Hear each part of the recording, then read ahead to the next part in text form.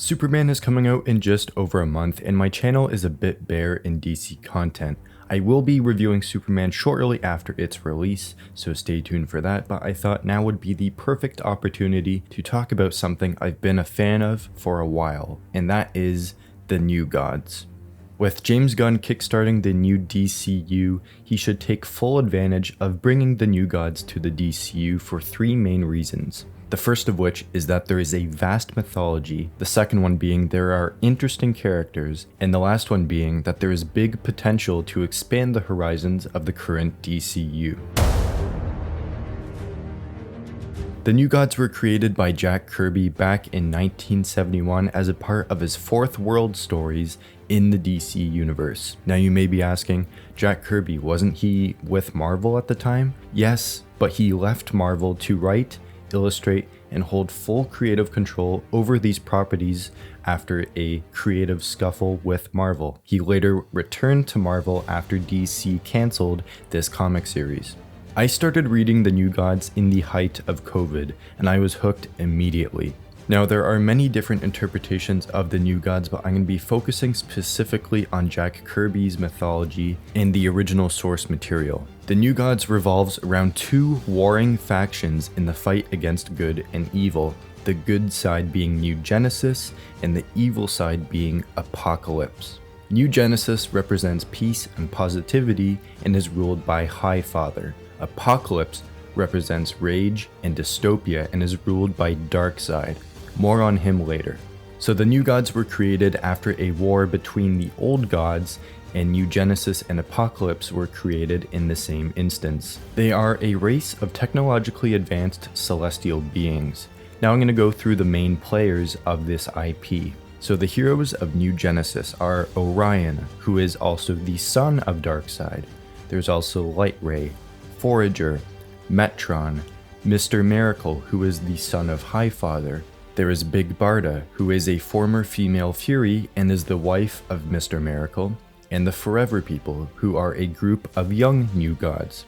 Now on to the villains of Apokolips. Obviously you have Darkseid, who rules Apokolips, but you also have Steppenwolf, Kalibak, who is the son of Darkseid and brother of Orion, Darkseid, Granny Goodness, the female Furies, Mantis, Dr. Bedlam, and Kanto, and there are many other characters in each faction, but these are the big main players for each side of this universe. There is plenty of potential here to adapt this cosmic storyline in the DCU.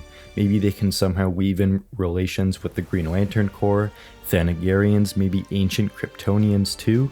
The New Gods exist outside of the main DC universe in the comics canon, so maybe this could also introduce some multiversal aspects. This would also perfectly set up Darkseid as a universal or multiversal DCU threat whenever they plan on having him face the heroes of the DCU. And he doesn't have to be their big bad immediately. I know Gunn said he has a 6-year plan, and they plan on having an Avengers Infinity War Endgame level event to culminate that plan, and Darkseid doesn't necessarily have to be the main villain.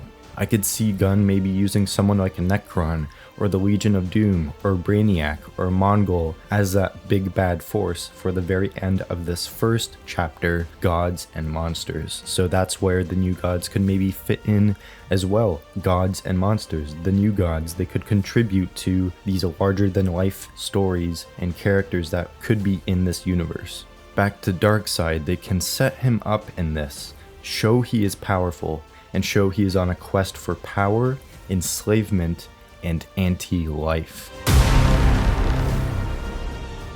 Now these characters aren't super well known, and that could be a big turning off point for a lot of people, like why do we need these people in this universe? No one knows who they are. That is true, but James Gunn is known for turning like C-tier heroes into household names and compelling icons. Think about the Guardians of the Galaxy. Think about many of the members of the Suicide Squad, and we have Metamorpho, who is coming in Superman, even Mr. Terrific, Guy Gardner, Hawkgirl.